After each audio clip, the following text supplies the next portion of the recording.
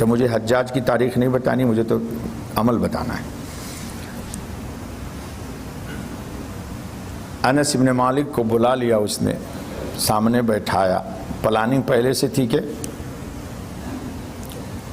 تو حجاج نے بہت سارے سوالات کیے، کہا تم جانتے ہو کون ہوں میں؟ کہا تو سفاک ہے۔ سفاک بولتے جو بے درے خون ریزی کرتا ہے۔ جب یہ عراق میں گیا ہے حاکم بن کے حجاج، تو خطبہ دیا اس نے، تو خطبہ میں اس زمانے میں سب پگڑی باندھتے تھے، آج کل تو تم ٹوپی بھی نہیں پہنتے ہو، بغیر ٹوپی کے نماز پڑھتے ہو، تو اس زمانے میں سب پگڑی باندھتے تھے۔ ابھی پٹھان لوگوں نے بھی پگڑی چھوڑ دی، سب کچے پٹھان ہو گئے۔ ہاں پٹھان لوگ کم سے کم پتا تو رہے یار کہ یہ پٹھان ہے، جمعہ کو پگڑی باندھا کرو۔ ہنس رہا یہ پٹھان۔ چلو، تو لوگوں نے یوں سر اٹھا کے دیکھا، تو کہا اچھا تمہارے سر بلند ہو رہے ہیں؟ کہا اغلق الباب، دروازہ بند کر دو۔ مسجد کا دروازہ بند کر دیا گیا عراق کی سرزمین پر۔ کہا فاقتلوہ من الیمین الی الیسار ومن الیسار الی الیمین، جلاد کو حکم دیا کہ داہنی طرف سے قتل شروع کرو، ادھر، اب بائیں طرف سے ادھر۔ پوری مسجد میں پتہ نہیں لاکھوں انسان تھے، سب کو تہے ٹیک کر دیا۔ کہا سنو، ابو بکر نے فلاں گورنر کو بھیجا تھا تو تم نے یہ الزام لگایا،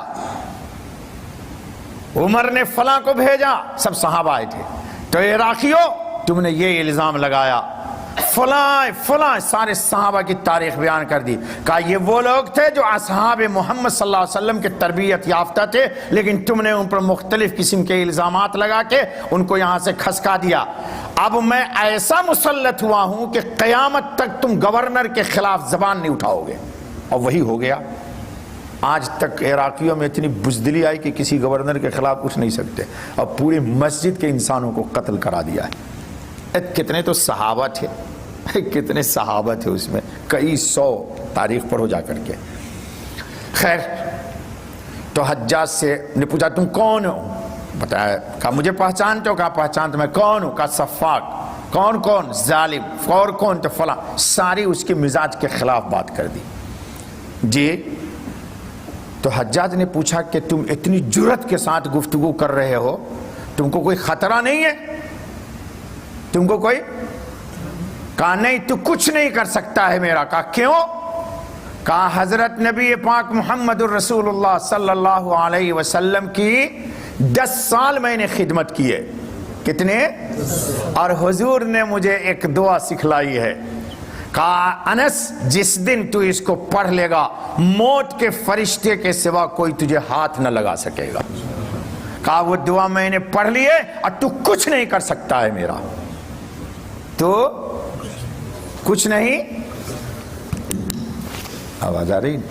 چلو، تو کہا کیا وہ دعا مجھے سکھا سکتے ہو؟ اب سنو جواب۔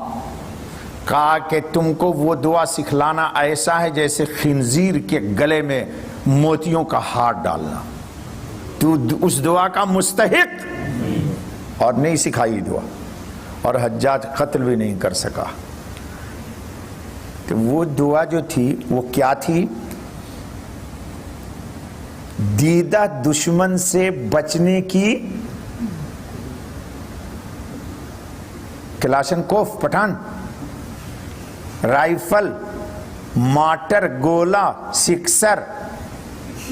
پٹھان تو بولے گا نہیں، ایک تو کلاشن کوف رکھنا پڑتا مول صاحب گھر میں۔ جی